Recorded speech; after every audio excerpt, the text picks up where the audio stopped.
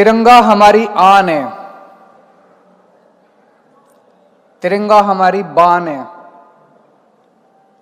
तिरंगा हमारी शान है और तिरंगा हमारी जान है।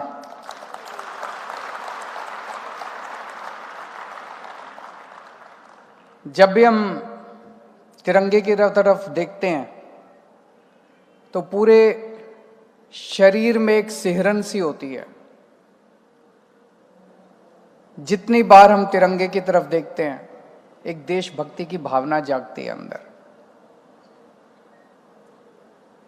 जिन लोगों ने देश को आजाद करने के लिए कुर्बानियां दी थी उन सब की तस्वीरें सामने आ जाती है। शहीद आजम भगत सिंह, राजगुरु सुखदेव, बाबा साहब अम्बेडकर, कितने कितने लोग, महात्मा गांधी, जवाहरलाल नेहरू, सरदार पटेल, कितने लोगों ने संघर्ष किया, कुर्बानियां दी। उन सब की कुर्बानियां हमारे सामने आ जाती हैं। हमारा देश 75वीं वर्षगांठ मना रहा है। 75 साल हो गए देश को आजाद हुए। इन 75 सालों में हमने खूब तरक्की भी की, कुछ कमियां भी में हमने खूब तरक्की भी की, कुछ कमियां भी रह गई। लेकिन इस 75 साल के उपलक्ष्य में दिल्ली सरकार ने यह तय किया कि हम दिल्ली में लोगों के अंदर रोजमर्रा की जिंदगी जब एक आदमी जीता है तो अपने परिवार, अपनी नौकरी, इसमें उलझ के रह जाता है। देश उसके दिमाग में कहीं पीछे चला जाता है, भारत मां उसके दिमाग में कहीं पीछे चली जाती है। सो हमने तय किया कि इस तरह से दिल्ली को सजाया जाए कि कोई जब घर से बाहर निकले तो हर 2-3 किलोमीटर कदम पे उसको एक तिरंगा दिखाई दे जाए। हर 5 मिनट में, 10 मिनट में उसे एक तिरंगा दिखाई दे और तिरंगा को देख के उसको वापस अपनी भारत मां की याद आ जाए। और उसी विजन से हमने तय किया कि हम पूरी दिल्ली में 500 तिरंगे लगाएंगे। जैसा अभी मनीष जी ने बताया, लगभग 400 पोल लग चुके हैं, 200 उनपे तिरंगे भी लग चुके हैं, बाकी और 200 पे जल्द लग जाएंगे। और 15 अगस्त तक 500 के 500 तिरंगे पूरी दिल्ली के अंदर लग जाएंगे। आज भी जो भी बाहर से आता है, कोई भी बाहर से दिल्ली देखने आता है, दिल्ली में आता है, और बहुत लोग मेरे से मिलने के लिए आते हैं, वो कहते हैं जी दिल्ली में तो अभी तो 200-300 ही लगे हैं, दिल्ली में तो जहां देखो वहां तिरंगे ही तिरंगे दिखाई देते हैं, दिल्ली में जहां देखो वहां तिरंगे ही तिरंगे। तो दिल्ली देश की राजधानी तो है ही, अब तिरंगों की राजधानी भी बन गई है।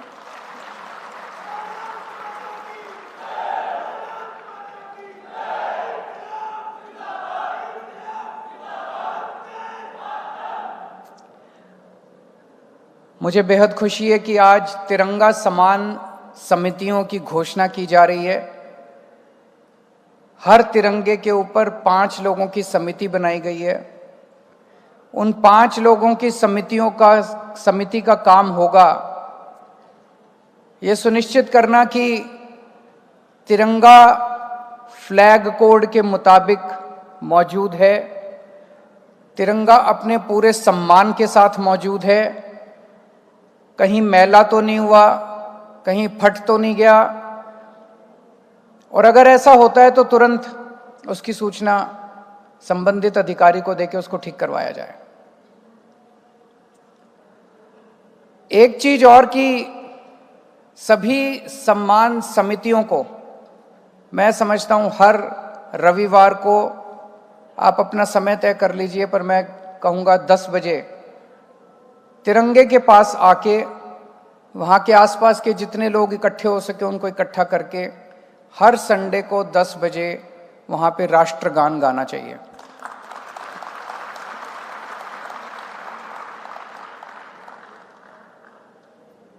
हम कितनी बार देखते हैं, जब कई बार ऐसा हुआ भारत और पाकिस्तान के बीच में मुठभेड़ होती है, ये होती है, वो होती है, और जब हमारा सिपाही ऊपर सियाचिन के ऊपर जाके तिरंगा गाड़ता है, उसको कितनी गोलियां लगी हुई हैं, कितना मुश्किल से वो चढ़ते चढ़ते चढ़ते चढ़ते जब तिरंगा गाड़ता है तो सीना चौड़ा हो जाता है, हम सबका, पूरे देश का सीना चौड़ा हो जाता है। आज इस मौके पे जब तिरंगा सम्मान समितियों का गठन किया जा रहा है, मैं आपके सामने दो प्रस्ताव, दो आइडियाज रखता हूं। पहला प्रस्ताव, केवल तिरंगा कोई कपड़ा या कोई पोल नहीं है, तिरंगा भारत को रिप्रेजेंट करता है। तिरंगा भारत नाम के आइडिया को, भारत नाम की भावना को रिप्रेजेंट करता है, भारत मां को रिप्रेजेंट करता है। तो हमें हम लोगों को सबको वापस जाना है।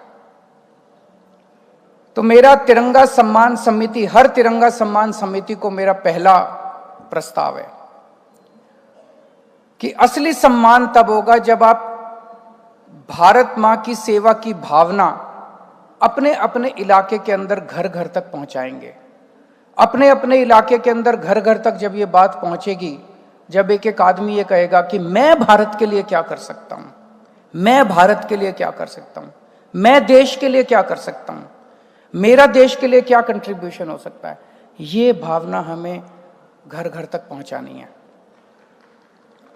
और मेरी हर समिति से निवेदन है कि आप अपने अपने इलाके में कम से कम 1000 भारत के नौजवान सिपाही तैयार करें। भारत के लिए नौजवान वॉलंटियर्स तैयार करें। अपने अपने इलाके में 1000 वॉलंटियर्स तैयार करें। जो जो समितियां 1000 वॉलंटियर्स तैयार कर लेंगी, उन समितियों के साथ मैं डिनर करूंगा, उनके साथ अपने घर पे आमंत्रित करके उन समितियों, जो समिति करती जाएगी उसके साथ मैं डिनर करूंगा। उन 1000 लोगों का क्या काम होगा? 5 काम दे रहा हूं मैं। उन 1000 वॉलंटियर्स जो तैयार किए जाएंगे, उनके 5 काम हैं। और हमें 1000 की वेट नहीं करनी। 100 वॉलंटियर तैयार हो गए, उनसे भी काम शुरू कर दो। 200 तैयार हो गए, उनसे भी काम शुरू कर दो। लेकिन 1000 वॉलंटियर्स होने के बाद हम आप मुलाकात करेंगे, सीधे मुलाकात करेंगे, खाना खाएंगे बैठ के, सेलिब्रेट करेंगे उसको। तो 5 काम मैं उन वॉलंटियर्स को दे रहा हूं, आप लोगों को उनको मोबिलाइज करना है। पहला काम, आपको अपने इलाके के अंदर सुनिश्चित करना है कि कोई भूखा नहीं सोना चाहिए। कोई व्यक्ति दिल्ली के अंदर अब भूखा नहीं सोना चाहिए। हर आदमी को खाना मिलना चाहिए। अगर आपको लगता है कि कोई ऐसा व्यक्ति है, कोई जो बहुत गरीब आपके इलाके के परिवार हैं, उनकी सूची बना लो, उनको अपना फ़ोन नंबर दे दो। कहीं उनके घर में कुछ खाने को नहीं हो, अपने घर से भेज दो खाना, किसी और से भेज दो खाना। खाना तो दे ही सकते हैं हम लोग, खाना तो खिला ही सकते हैं। आपस में हाथ से हाथ बढ़ाएंगे तभी तो भारत आगे बढ़ेगा। तो हमें पहली चीज सुनिश्चित करनी है कि कोई भूखा नहीं सोना, इस कमेटी को। दूसरी चीज सुनिश्चित करनी है, ये 1000 वॉलंटियर्स जो हम तैयार करेंगे, घर घर का मुआयना करके ये सुनिश्चित करना है कोई भी बच्चा स्कूल के बाहर नहीं होना चाहिए। सारे बच्चे स्कूलों में होने चाहिए। हर बच्चा स्कूल में होना चाहिए। हर बच्चे को पढ़ाई करनी चाहिए। कोई भी बच्चा ऐसा ना बचे जो कि किसी भी कारणवश, गरीब का, अमीर का, किसी भी कारणवश कोई भी बच्चा स्कूल के बाहर नहीं होना चाहिए। प्राइवेट में पढ़े, सरकारी में पढ़े, किसी में पढ़े, वो दिक्कत नहीं है। हर बच्चे को शिक्षा मिलनी ही मिलनी चाहिए। तीसरी चीज, सबको अपने फोन नंबर दे देना। किसी के घर में कोई बीमार हो, उसको अच्छे से अच्छा इलाज मिलना चाहिए, उसको दवाइयों की कमी नहीं होनी चाहिए। अब हमने दिल्ली में कर दिया, अब दिल्ली में सारे सरकारी अस्पतालों में कोई दवाइयों की कमी नहीं है, फ्री में इलाज होता है, कोई किसी ऑपरेशन, सब कुछ फ्री में होता है। लेकिन कई लोग वहाँ तक जा नहीं पाते। कई मान लो बूढ़े लोग हैं, वहाँ तक आपको यह सुनिश्चित करना है कि किसी भी घर के अंदर कोई भी बीमार आदमी को किसी स्वास्थ्य सेवाओं की उसको कमी नहीं होनी चाहिए। जरूरत पड़े आप उसको हॉस्पिटल लेके जाओ, जरूरत पड़े आप मेरे को फ़ोन करो, जिस भी तरह की ज़रूरत हो हमें उसकी मदद करनी है। किसी का एक्सीडेंट हो जाए उसको अस्पताल पहुंचाना है। अब तो हमने दिल्ली में फरिश्ते स्कीम निकाल दी, किसी का एक्सीडेंट हो जाए किसी भी अस्पताल में ले जाओ, सारा इलाज मुफ्त होता है। आपको कुछ करने की बस ले जाना है अस्पताल, हमें जान बचानी है। फरिश्ते स्कीम में 13,000 से ज़्यादा लोगों की जान बचा चुके हैं अभी तक हम लोग। अब जनता का सहयोग चाहिए, सारी जनता को मिलकर इसमें साथ देना है।